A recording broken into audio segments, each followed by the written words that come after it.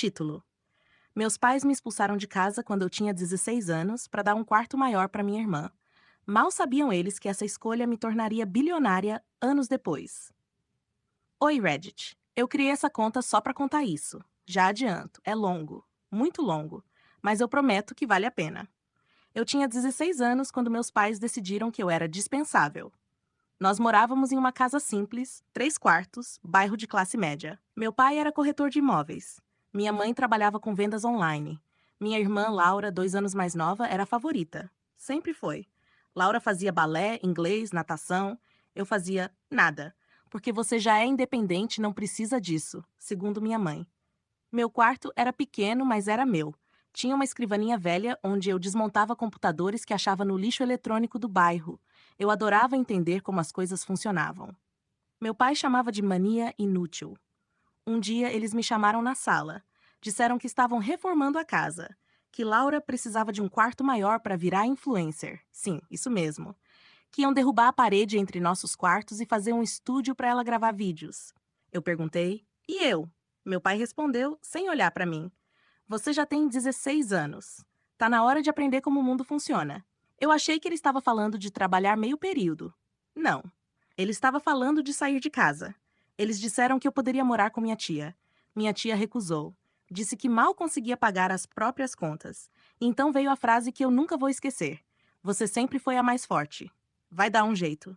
Em 3 dias, eu estava fora. Fase 1. Sobrevivência.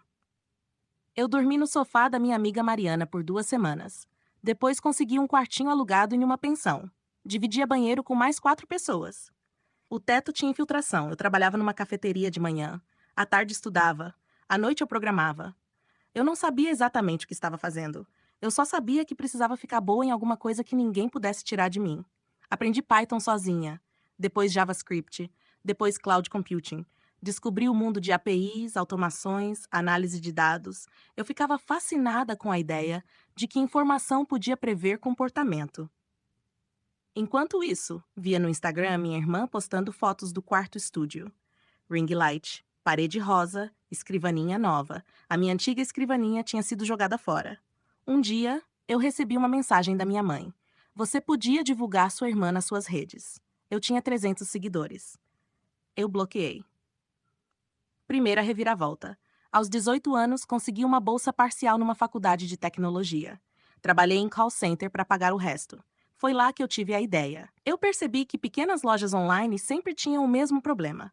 Ou faltava estoque e perdiam venda, ou compravam demais e ficavam no prejuízo. Eu comecei a desenvolver, nas madrugadas, uma ferramenta simples que analisava histórico de vendas e sugeria reposição de estoque com base em padrões sazonais. Era feio, era cru, mas funcionava. Enviei e-mails frios para 200 lojistas. Recebi 198 não. Um respondeu, quanto custa? Eu cobrei barato demais, mas aquele cliente validou meu produto. Em 6 meses, eu tinha 30 clientes pagando mensalidade. Enquanto isso, na casa dos meus pais. Minha irmã cresceu nas redes. Ou melhor, parecia que cresceu. Meus pais começaram a investir pesado nela. Equipamento caro, viagens, publicidade paga. Meu pai hipotecou a casa para financiar o futuro promissor dela.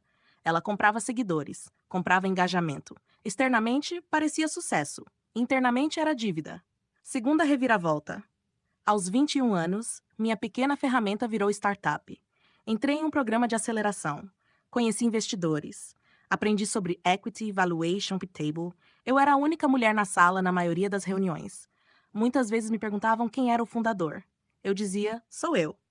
Um fundo anjo investiu o suficiente para eu largar meu emprego. 2 anos depois, fechamos contrato com uma grande rede varejista. Nossa receita explodiu. Expansão para a América Latina. Contratei equipe, aprendi a liderar, aprendi a dizer não. O começo da queda. Deles, no mesmo período, o algoritmo das redes sociais mudou. O alcance orgânico despencou. Marcas pararam de pagar influenciadores medianos. Minha irmã não conseguiu acompanhar. Sem publicidade paga, o engajamento sumiu. Sem engajamento, os contratos sumiram. As dívidas ficaram. Meu pai começou a perder clientes. O mercado imobiliário esfriou. A casa estava hipotecada. Eles venderam o carro. Depois venderam a casa. Foram morar em um apartamento alu menor do que o meu primeiro quartinho. Terceira reviravolta. A maior. Quando eu tinha 26 anos, recebemos proposta de aquisição parcial de um fundo internacional. Avaliação: mais de US$ 1 bilhão. Eu lembro de ficar olhando aquele número na tela do meu notebook. Não era mais velho, mas eu ainda lembrava do primeiro. Eu chorei. Não por dinheiro, mas porque, naquele momento, eu entendi que aquela garota de 16 anos que saiu com 2 malas tinha sobrevivido. O retorno. Alguns meses depois da aquisição, recebi um e-mail da minha mãe. Assunto: podemos conversar? Eles estavam endividados. O apartamento alugado estava atrasado. Minha irmã tinha parado de postar. Tentou vender curso online que ninguém comprou. Meu pai escreveu que talvez tenham sido duros demais comigo. Talvez. Eles pediram ajuda. Não foi dramático, não foi choroso. Foi pragmático, como sempre foram. Eu marquei um encontro. Eles chegaram diferentes, cansados, menores. Meu pai evitava olhar nos meus olhos. Minha mãe tentou sorrir. Eles falaram sobre dificuldades, sobre como o mundo estava injusto. Nenhuma vez disseram desculpa. Só você entende, né? A última reviravolta. Eu ajudei. Mas não como eles esperavam. Eu paguei a dívida do aluguel atrasado e comprei o apartamento onde eles moravam, no meu nome. Coloquei contrato formal de comodato por prazo determinado. Deixei claro que não haveria dinheiro mensal, não haveria mesada, não haveria investimento na Laura. E disse algo que eu ensaiei por dias. Vocês me ensinaram como o mundo funciona aos 16 anos. Eu aprendi. Meu pai tentou argumentar. Eu completei. Só que agora quem define as regras sou eu. O final deles, eles tentaram abrir outro negócio usando o pouco que restava. Falhou. Minha irmã tentou voltar como influencer superação. As pessoas descobriram que seguidores eram comprados no passado. Perdeu credibilidade. Eles queimaram pontes com parentes quando me expulsaram. Não tinham mais rede de apoio. Eu não destruí a vida deles. Eles fizeram isso sozinhos. Mas eu também não fui a salvação. O contrato do apartamento terminou 3 anos depois. Eu não renovei.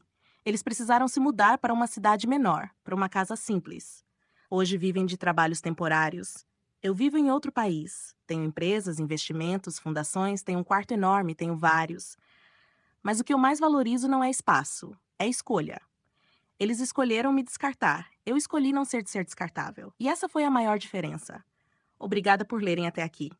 Se você está passando por algo parecido, às vezes o abandono vira combustível. Só não deixe virar rancor. Use como estratégia. E nunca, nunca deixe que te convençam de que você é o quarto descartável da casa.